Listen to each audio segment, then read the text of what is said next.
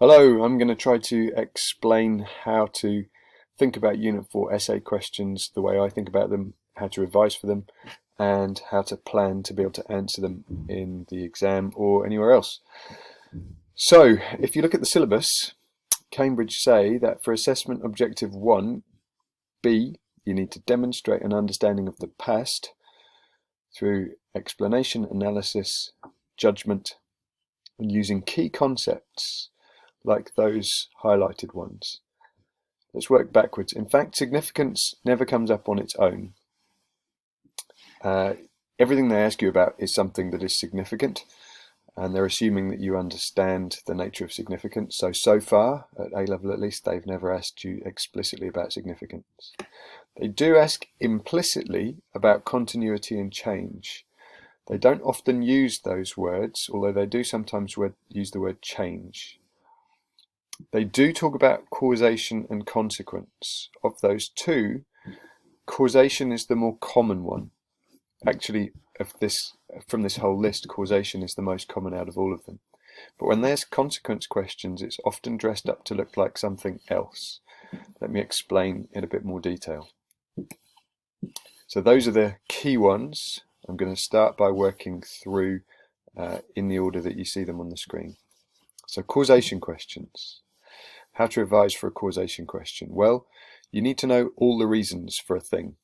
Let's say the thing is the Bolsheviks' victory in the Russian Civil War. You need to know all the reasons why they won.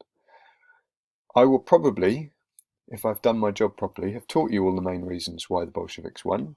But in order to make sure that you understand it, what you can do is look through the Cambridge past questions and make sure that you could write at least one paragraph on all of the reasons that they mention in their questions.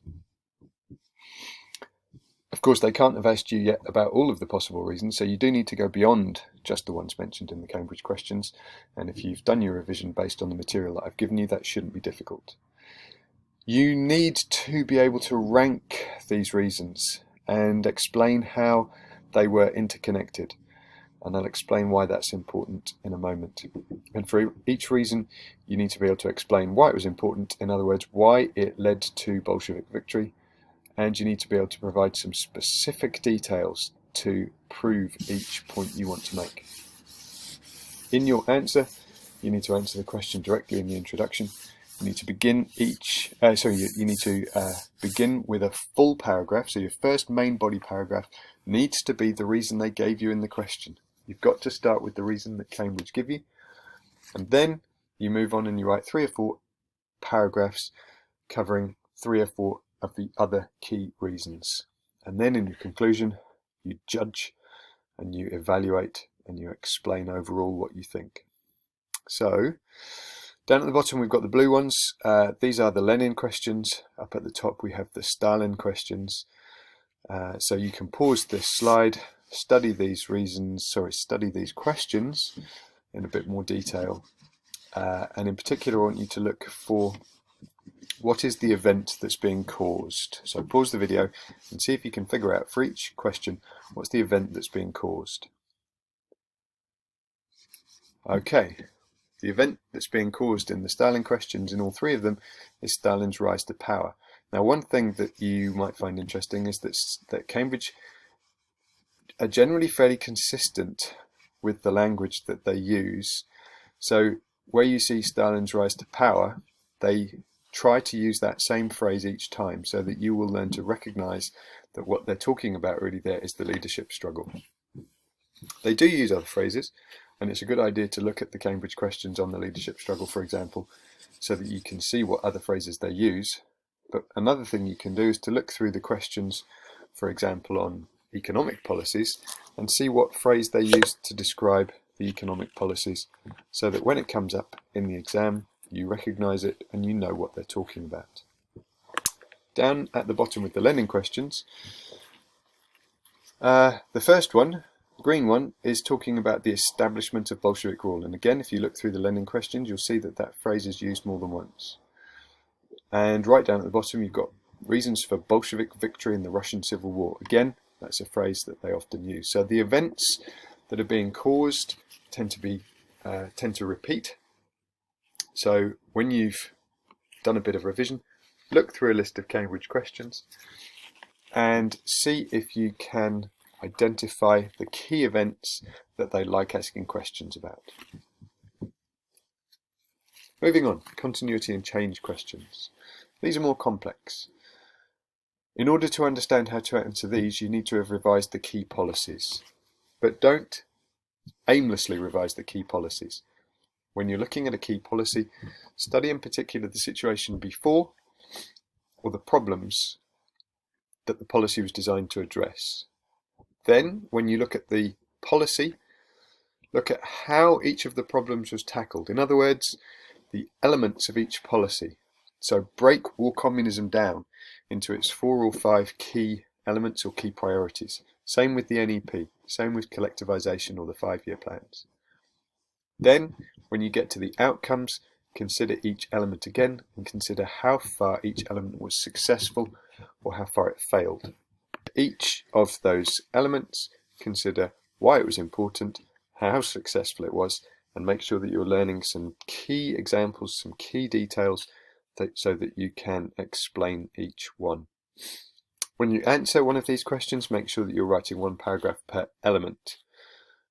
And in each paragraph, make sure you're comparing the extent of the success or failure in order that you can evaluate how much changed. So in other words, what you're doing is you're starting with the problem, in your mind at least, you're starting with the problem, you're jumping straight to the outcome, and you're evaluating the extent of the change, and of course as well the extent of the continuity.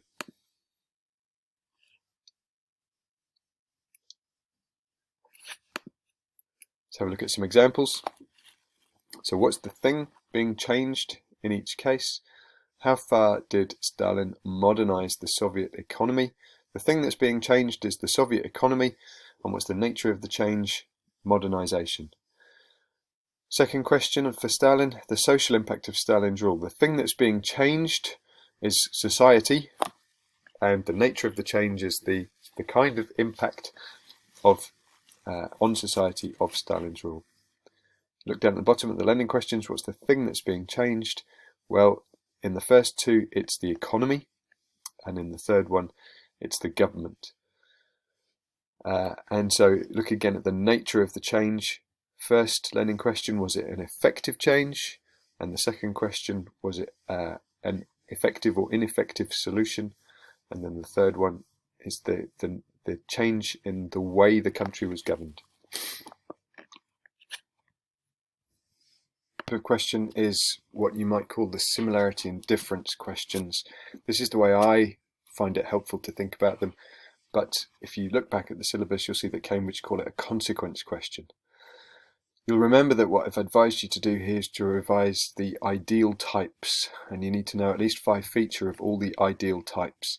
I'm going to run through those ideal types in a different video because I don't want this one to go on too long, but you will be able to draw up a list of the ideal types that you need to know about, and then when you answer, you need 1 paragraph per feature, and in each paragraph you need to be evaluating, comparing the ideal type with the reality, and thinking in each case, how far did the reality match the ideal type?